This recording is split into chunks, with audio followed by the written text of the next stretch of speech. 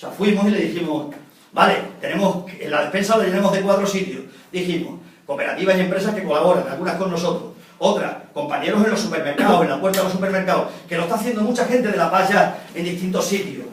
Otra, un huerto grande, no un huertecito chiquitito, sino un huerto grande para abastecer a los barrios. Y cuarta, vamos a ir a los bancos de alimentos, porque el FEGA es quien nutre a los bancos de alimentos. Bancos de alimentos que están gestionados por gente que son del Opus Dei en la gran mayoría. Fuimos allí, le dijimos a la buena señora que venimos aquí, que queremos acceder al reparto de alimentos. Pero ¿cómo os voy a dar, doña Carmen de Aguirre, supernumeraria del Opus Dei? Pero ¿cómo os voy a dar yo alimentos a vosotros si vosotros tenéis un campamento para protestar? ¿Y qué hace usted entonces? ¿Le da solo alimentos a los que no protestan? ¿Para que no protesten? Usted está obligada también, porque estos son alimentos públicos del FEGA, pagados con dinero público. Pero vosotros, ¿qué es lo que queréis? ¿Darle la gente a Cáritas y a la Cruz Roja? Nos dice la buena señora. Es que usted, cuando alguien quiere que los alimentos los reciba a través de Cáritas y no de la Cruz Roja, le pone, porque es un militante cristiano, le pone algún tipo de pega, ¿verdad que no? Pues ¿qué pega le va a poner porque los recibe a través del campamento Dignidad? Y empezamos a repartir, y el primer mes fueron 45 familias, y el segundo 200, y ahora ya estamos por encima de las 300 familias. ¿Qué es lo que pasó? Pasó que el primer reparto lo hicimos en la puerta de la oficina de empleo, porque había que señalarlos con el dedo, porque nosotros queríamos que ligaran ambas cosas, reparto y lucha, lucha y reparto, para quitarle la vergüenza a la gente. Porque la vergüenza a la gente se la quitamos cuando somos capaces de mirar de cara y decir que la vergüenza la sientan ellos, que es lo que dijimos. Y el segundo reparto lo hicimos en la puerta del Parlamento. A los 2 días nos mandaron una carta y dijeron, no volvemos al alimento. En esa batalla estamos ahora, en la batalla del pan. Y ahora están buscando otra manera. Nos lo van a dar a través de la Cruz Roja en vez de a través del Banco de Alimentos. Pero la batalla la tenemos organizada. Porque, claro, ¿qué es lo que ellos quieren evitar? De todas maneras. Lo que quieren es que la gente pues vaya y se esconda, y vaya y participe de los mecanismos que articulan la política social del poder. Y uno de los mecanismos que articulan la política social del poder son las rentas mínimas de inserción. Las rentas mínimas de inserción son las reservas indias de pobres. Mirad, yo he visto hoy, he buscado datos de Cataluña. 22 de octubre del 2013. La Generalitat ha reducido un 27% la dotación, ¿no? 40 solicitudes concedidas en Barcelona. En Barcelona, 40 solicitudes de renta mínima de inserción. De 400 solicitudes. Tremendo. El 9%. Han concedido el 9% de las solicitadas. El promedio de concesión de dilación, de retraso de las solicitudes es de 8 meses. Las rentas mínimas de inserción son un mecanismo de control y clientelismo de pobres. Entonces no podemos reclamar la renta mínima de inserción. Por la renta mínima de inserción no vamos a encontrar ningún camino de emancipación ni de empoderamiento de los trabajadores y de los parados. No, es imposible. Y por eso nosotros hicimos otra propuesta, que era la renta básica, sí, con mediaciones, por fase. No es lo mismo. No es el mismo camino de avance. Por la renta mínima de inserción no avanzamos. Diciendo que vamos a ser parados, pobres, pero honestos, que vamos a admitir cualquier curro y qué tal, admitiendo el estigma de la culpabilización de ellos, por ahí no avanzamos. Tenemos que avanzar de otra manera. Y nosotros dijimos, vamos a plantear la renta básica por fase. Primera fase, parados sin cobertura. Segunda fase, parados o pensionistas con cobertura, pero por debajo de la cantidad que reivindicábamos, que eran los 600 euros. Tercera fase, extensión universal. Ahora estamos con la ILP de la renta básica a nivel estatal con un planteamiento muy similar. Está Isabel, que, perdona que no lo haya presentado al principio, compañera del SAT, que está en la comisión promotora, y está Álvaro del Campamento de Dignidad, que también está en la comisión promotora. Entonces, en esas estamos ahora. Es decir, a ver, mirad, el que no trabaje y que no coma, no solo estaba en el Congreso de la Internacional Comunista, sino que eso viene de San Pablo, si no me equivoco, ¿no? O sea, que eso viene de varias tradiciones. No creamos que eso es una tradición, una tradición, no, eso de muchas tradiciones. Mirad, el trabajo, claro que el trabajo es consustancial a cualquier sociedad humana. ¿Quién lo niega? ¿Quién nega que es un elemento constitutivo de la naturaleza humana? Pero no el trabajo asalariado. Eso no es constitutivo de la sociedad humana. Eso es constitutivo, central, de la sociedad capitalista, un elemento imprescindible. Sin trabajo asalariado no hay sociedad capitalista. Porque en el trabajo asalariado es donde la larva de capitalistas vuela, donde el capitalismo, donde el capital se valoriza, pues claro, en el trabajo asalariado. Pero eso es distinto. Entonces, también podemos buscar esa tradición. Salario, precio y ganancia. Que dice abajo, lo que tienen que hacer los trabajadores es, en lugar de lo que tienen que decir abajo el trabajo asalariado. Lo dice Marx, no lo dice Marx, lo dice Marx. Está en la tradición marxista. ¿Cómo no va a estar en la tradición marxista la crítica del trabajo asalariado? Y la aspiración a la superación del trabajo asalariado. Por tanto, partiendo de ahí, establezcamos las mediaciones correspondientes, lo que decimos, lo que planteamos nosotros. Por supuesto que lo que está planteando Ramón, muchas de las cosas que dice, pues claro que las podemos compartir.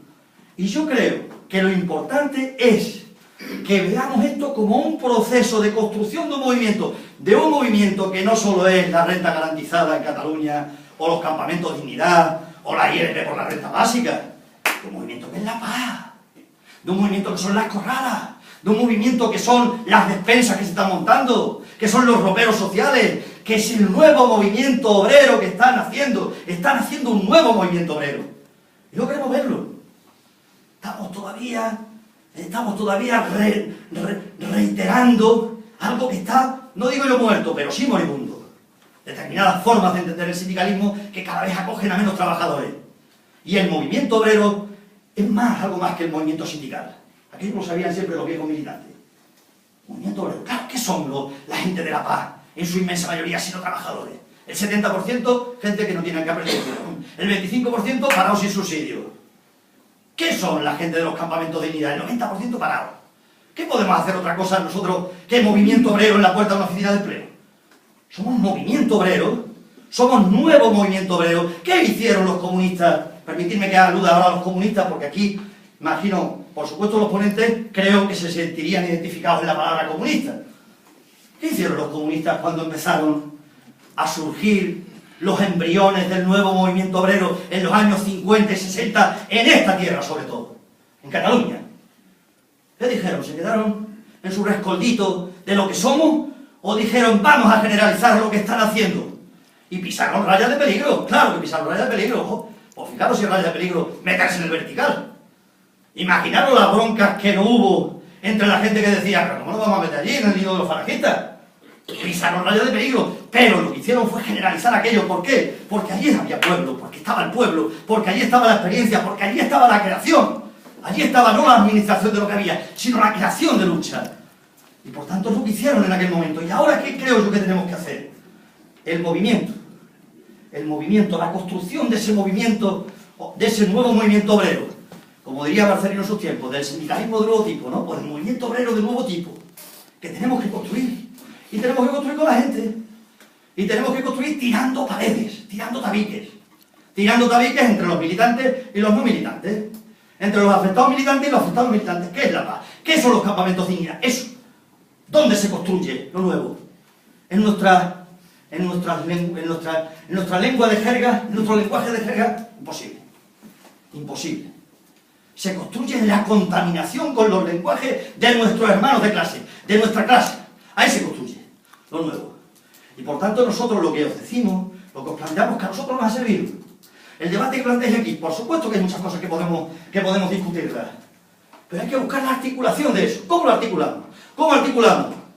Una renta básica de carácter universal, porque nosotros estamos haciendo, y eso tiene fundamento en la crítica del trabajo asalariado, y tiene el fundamento en la necesidad de una reconversión ecológica y austera, realmente austera, no austericida de la economía, y tiene fundamento en la igualdad de género, y tiene fundamento en otra forma de entender, de repartir el tiempo, y tiene fundamento en otra forma de entender la vida, lógicamente. Pero aparte de eso, buscamos las mediaciones.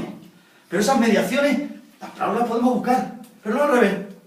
No es situarnos en cuál es el momento psicológico, porque si nos situamos ahí no hay salida. El momento psicológico, la gente está en el fútbol, viendo el fútbol, está asumiendo lo que hay, culpabilizándonos los unos a los otros, buscando cuál es el de su clase que tiene un poquito más abajo, a quién puede pisotearlo, ¿no?